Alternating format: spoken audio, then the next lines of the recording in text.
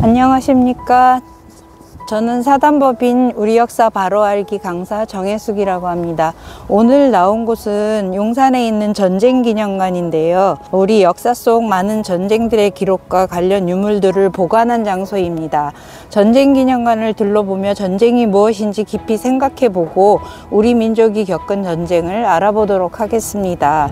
전쟁기념관에 오면 5개 전시장에는 세계 각국의 대형 무기와 6.25 상징 조형물, 그리고 광개토 대왕 능비와 형제의 상 등이 전시되어 있고, 양측 해랑에는 국군 전사자와 유엔군 전사자 20여만 명의 이름이 새겨진 전사자 명비가 있습니다. 이곳에 오시면 본관 실내로 바로 들어가지 마시고 해랑의 전사자 명비를 한번 둘러보고 들어가는 걸 추천드립니다. 여기는 연못인데요. 지금 이제 날이 추워지니까 물을 뺐어요. 그래서 지금 와보시면 이 다리를 건널 수가 있습니다. 한번 건너보도록 하겠습니다.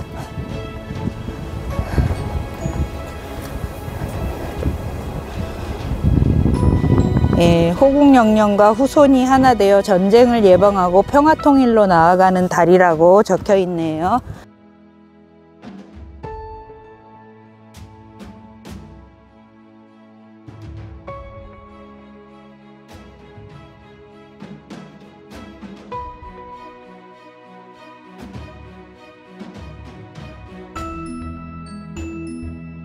자, 이쪽 회랑을 보시면 이게 전사자 명단이에요. 1945년부터 6.25 전쟁이 끝난 1953년까지 여기 우리나라의 평화를 위해서 몫을 바친 분들의 이름이 이렇게 나열되어 있습니다. 엄청 많은 숫자죠.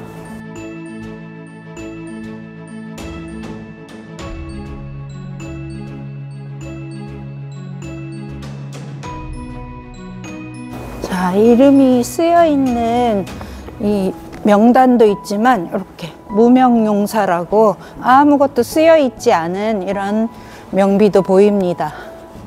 이름이라도 남길 수 있었다면 다행인데 그 이름조차도 남기지 못하고 돌아가신 분들을 위해서 이렇게 무명용사비를 세워놨네요. 여기는 이쪽 회랑에는 이제 유엔군들, 6.25 전쟁에 참전했던 유엔군 전사자의 이름을 새겨놓은 것입니다. 사실 이 사람들은 한국이라는 나라가 어디에 있는지도 잘 몰랐고 참전하겠다고, 전쟁이 났다고 하니까 목숨을 걸고 오신 분들이에요. 우리 16개국 이 나라들을 잘 기억해야 되겠습니다.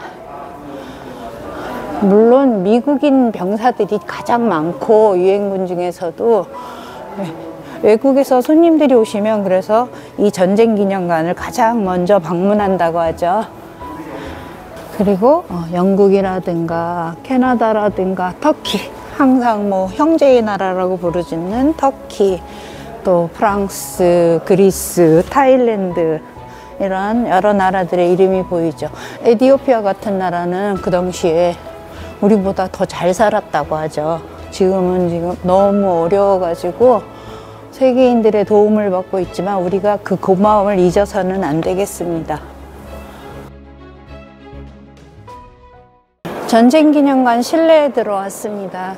이 안에 들어오시면 먼저 전시장 안으로 직접 들어가시지 말고 여기 호국 추모실을 들려보도록 하겠습니다.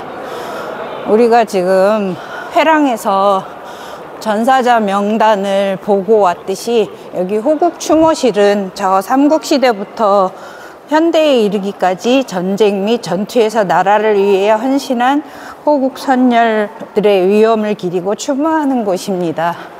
학생들이나 이렇게 어린아이들을 데리고 와도 여기 와서 잠깐 동안의 묵념을 통해서 이분들의 영령을 추모하는 게 좋을 거라고 생각합니다.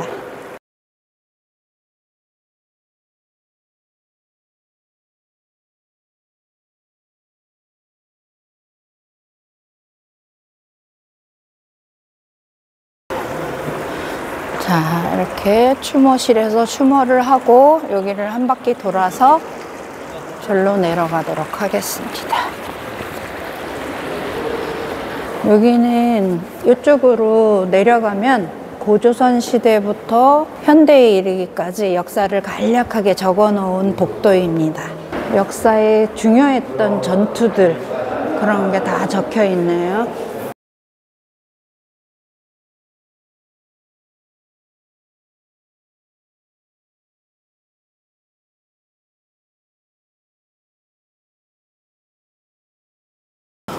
고구려관에 들어가면 안악 3호분이라고 무덤에 벽화가 그려져 있는데 이거를 영상으로 이렇게 양쪽에 나오게 표현해 놨어요. 고구려의 철갑기병이라든가 궁수라든가 활이라든가 이런 고구려의 무기를 볼 수 있는 그런 영상입니다. 자, 정조대왕의 꿈이 담긴 수원화성의 모형입니다.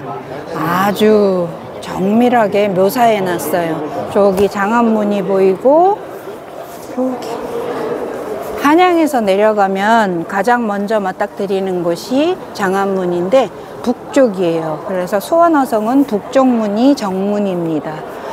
오, 화성 행궁도 보이네요. 그리고 동서남북으로 큰 대문이 있고, 방화수류정이라는 아름다운 건축물도 보입니다. 정조대왕은 본인의 아들이 15살이 되면 은퇴를 하고 수원화성에 내려가서 조용하게 지내기를 원하셨던 분이죠.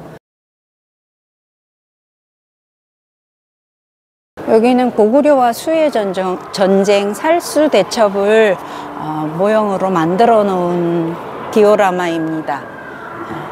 612년 혼란했던 중국이 남북조 시대를 통일하고 고구려를 복속시키기 위해서 많은 군사를 이끌고 고구려를 침략했습니다. 오랜 전투로 지치고 식량도 부족한 상황을 간파한 을지문덕이 살수로 유인하여 큰 승리를 이끌어내죠. 이거를 살수대첩이라고 합니다. 수나라는 고구려의 전쟁에서 패한 후 지나친 전쟁 준비로 인해서 국력이 약해져서 멸망하게 되지요.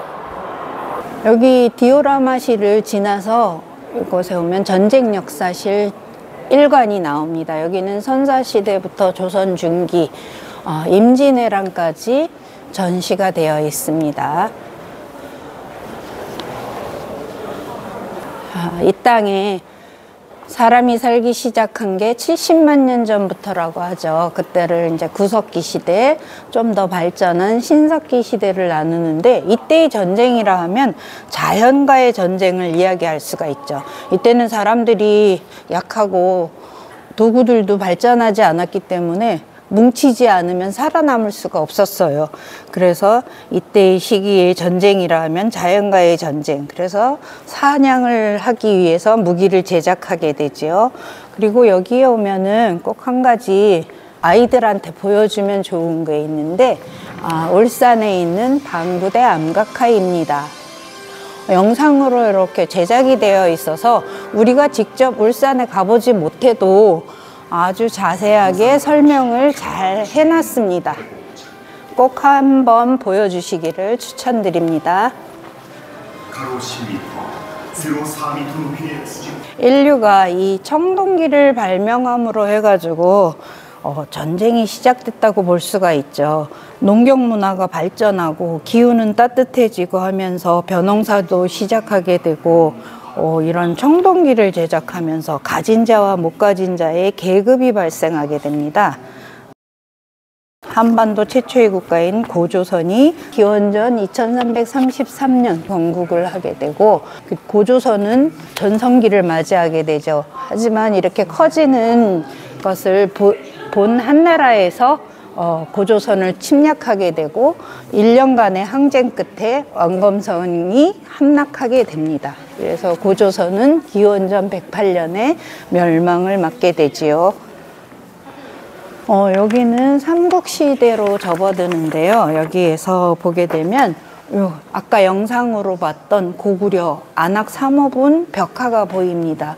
무덤 아니에요. 지금 이 무덤 안에 그림을 그려놓은 건데, 이 무덤의 주인은 이 사람이 되겠죠. 수레를 탄 주인공을, 옛날의 그림은 주인공은 크게 그리고 나머지 뭐 시중 드는 사람이라든가 별로 중요하지 않은 사람은 작게 이렇게 표현을 했는데, 이 안악 사무분을 보면은 고구려의 기마병, 그리고 창을 든 창수, 도끼를 든 도끼부대 부월수, 그리고 활을 쏘는 궁수, 이런 거를 자세히 볼 수가 있습니다. 그리고 고구려 사람들의 의상이라든가 군사들의 복장이라든가 이런 걸 알 수 있는 중요한 문화재입니다. 삼국간에 들어오면 한강 유역을 둘러싼 삼국간의 전쟁을 알 수가 있습니다.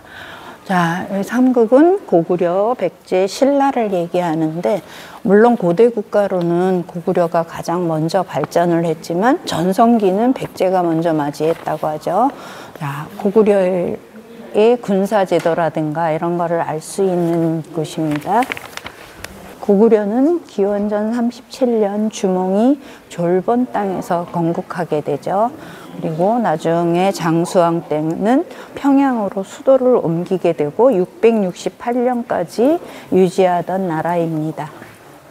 고구려는 활을 잘 쏘는 민족이죠. 저 활을 쏘는 사람을 보면 저 화살, 또 그리고 말을 타고 가면서 뒤돌아서서 활을 쏘는 저 기법이 쉬운 일이 아니래요. 저걸 배사법이라고 하는데, 저렇게 하는 거는 이제 말 안장과 이 발을 놓는 곳이 안정적으로 고정이 되어 있어서 저렇게 쏠 수가 있다고 하죠.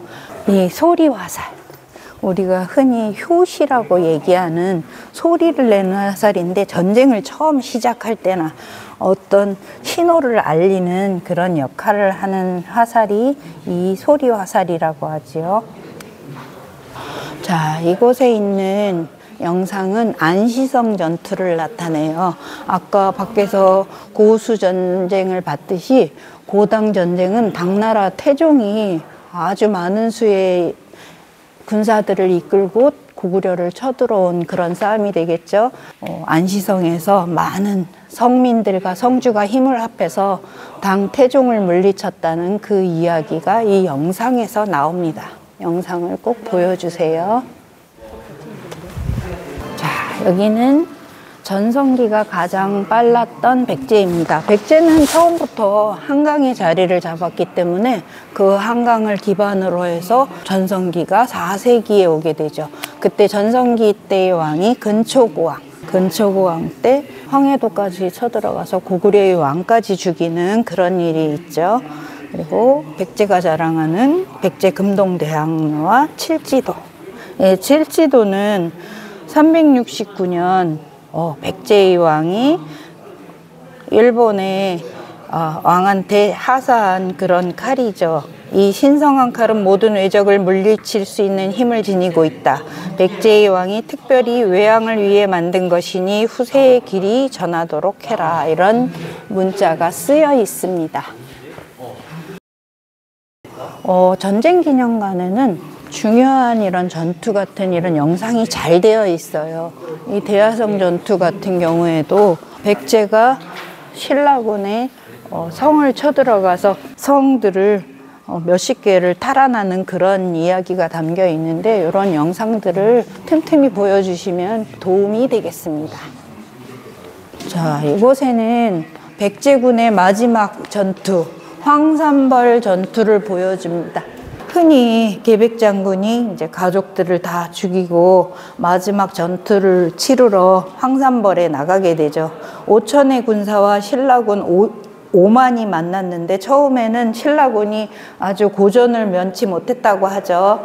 근데 신라의 화랑 관창이 있어서 전세를 뒤집어서 결국에는 백제군이 전멸했다는 그 황산벌 전투입니다. 삼국 중 가장 마지막으로 고대 국가의 형태를 갖춘 신라는 진흥왕 때 낙동강 유역의 가야를 정복하고 한강을 차지하면서 결국에는 삼국 통일을 이루게 됩니다.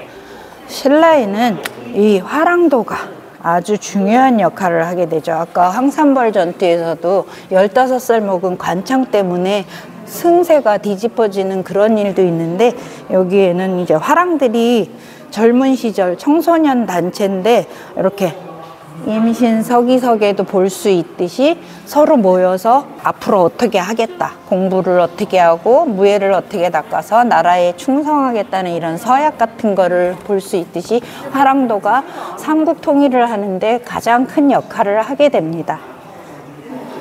그리고 여기 진흥왕 때 영토 확장을 하면서 진흥왕은 저렇게 직접 본인이 차지한 영토를 직접 돌아보면서 순수비를 세웁니다. 4개의 순수비와 1개의 적성비가 있죠.